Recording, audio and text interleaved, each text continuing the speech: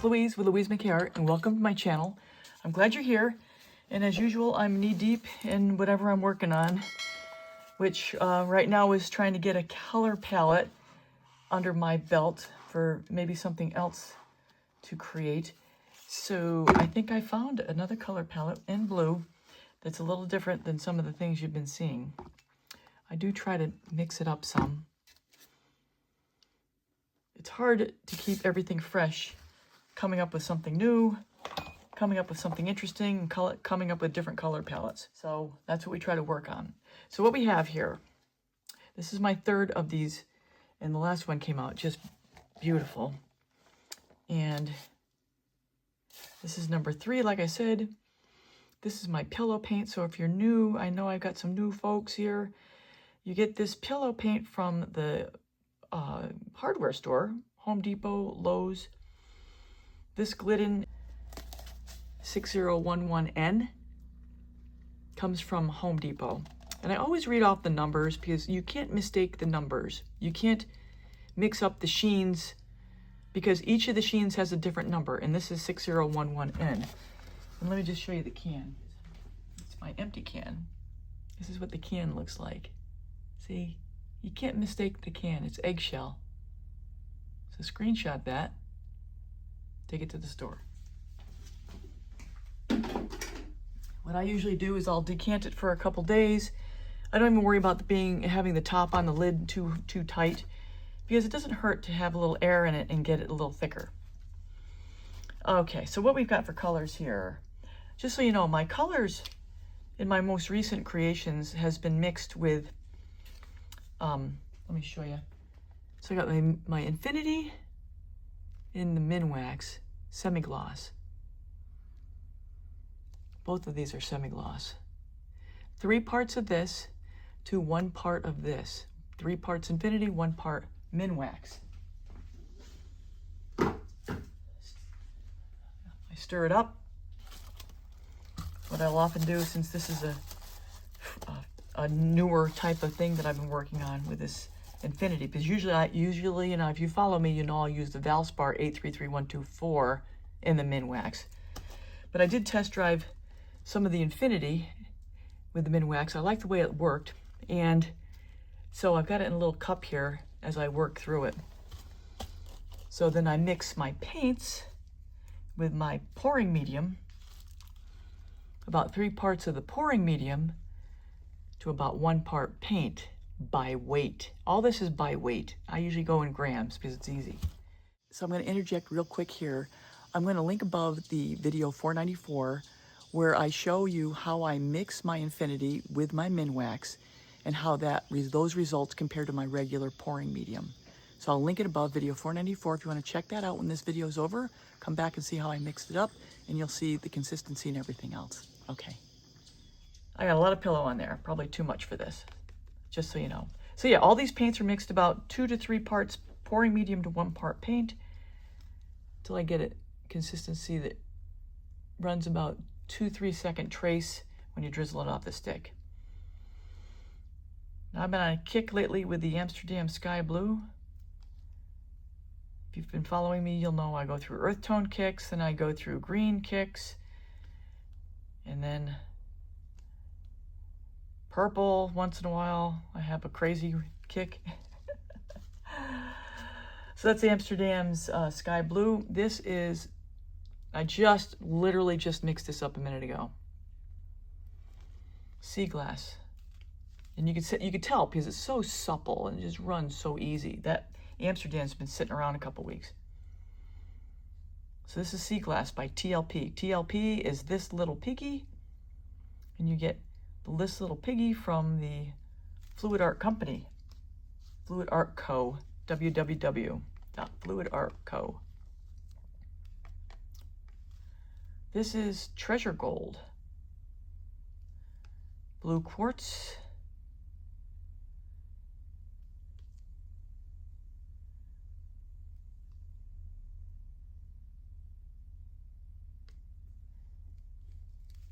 And then this is I call this my Panther Blue, which is a custom color mixed for yo-yo I created, yo-yos.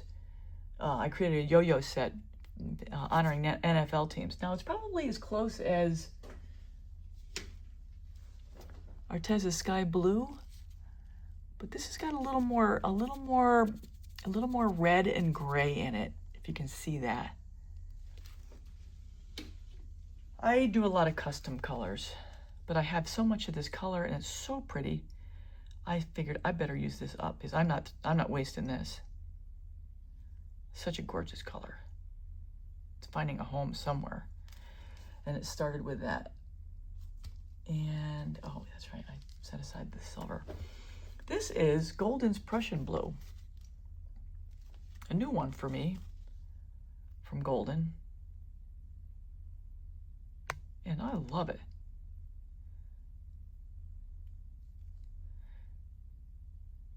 Got the same quality tone of Payne's Gray, but it's a little more on the red side. Yeah. All right. American Floetrol Cell Activator, my white and black, titanium white, oxide black. We're gonna blow this thing out and see what we get. I'm linking my American Floetrol Cell Activator recipe above if you want to check that out at the end of the video. I've been going a little heavy-handed on the cell activator. I don't need to.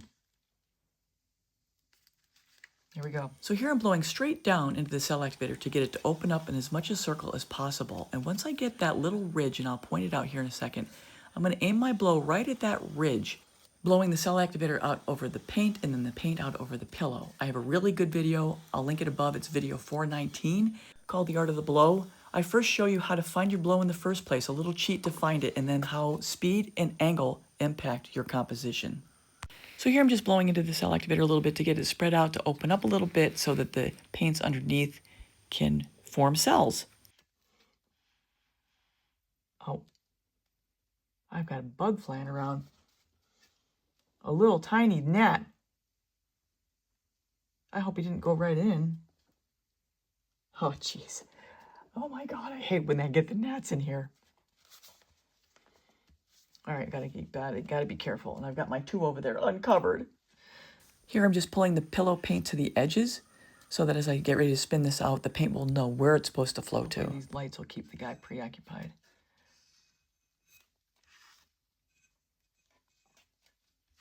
Do not go into the light.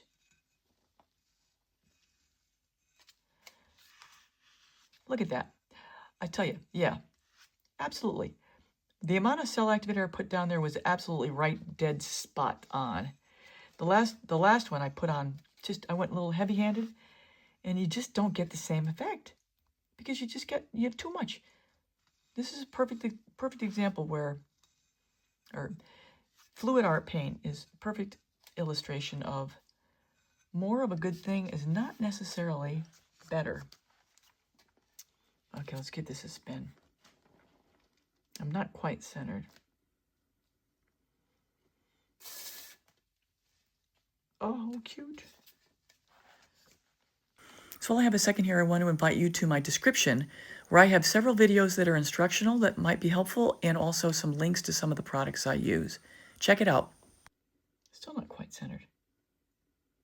Actually, I think it's an optical illusion. I think because I've got a dark on one side, light on the other, it's making me see lopsided. Yeah, I put too much pillow. Look at all this paint coming off. I don't need all this paint. And all this extra paint over here will be going on my ornament creations. I got my little, oh, speaking of which, let me show you this. So I got my little strain scraps, bloom scraps.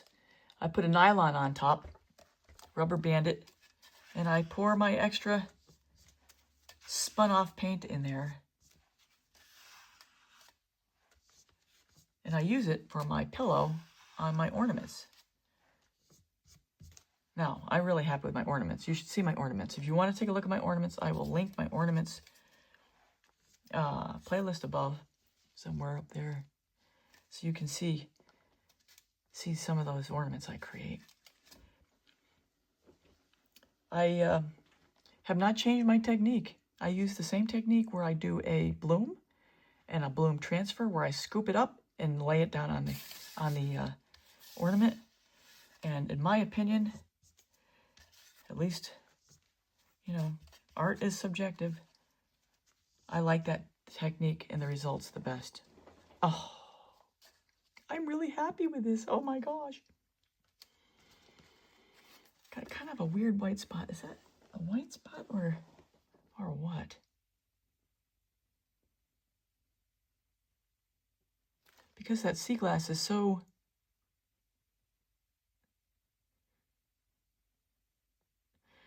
It's so soft. I can't tell if it's sea glass in there. I've been thinking about doing an in-depth white spot air bubble removal or how to fix them video, and if you're interested in that, leave a note in the comments. Oh, I think we're done. All right, guys, I'm gonna clean my edges real quick. Of course, before you put anything to bed, you always want to clean your edges. I'm just going to show you real quick. I always pull it straight out and down. If you try to scrape it and you go like underneath, you go like that, you'll get what looks like it's parted. The hair will be parted down there and everything will kind of swoop in one direction. That's why I always pull it straight out and down, straight out and down. And that way it looks like it just falls off the edge like a waterfall. Just a suggestion, you know. As with everything I say here, it's all is suggestion. What you do is on you as the creative person. But here we are. Look at this. Oh my gosh. Beautiful. Okay, off to number 4. So everyone, I hope you enjoyed this video. Here are the 4 in their wet result status. And then I'm going to show you the resin results up close and in detail here in a second. And just so you know, I always show you the finished results so you can see that these in fact did turn out just the way they were supposed to. So everyone, that's a wrap. I hope you enjoyed this tutorial. I know I shared a lot of links to videos that you may want to go back and check out. At the end, I will link my coasters playlist if you want to check out more coasters with different color combinations. If you're new here, join me, hit that bell. It doesn't cost you anything and you'll get all my latest art tutorials. And just a reminder, all of my creations are up for sale. If you want me to create something for you custom, I can do that too. I can color match just about anything. And also check out my web store. It's in the description. So that's all I have for now, everybody. Take care. Till next time.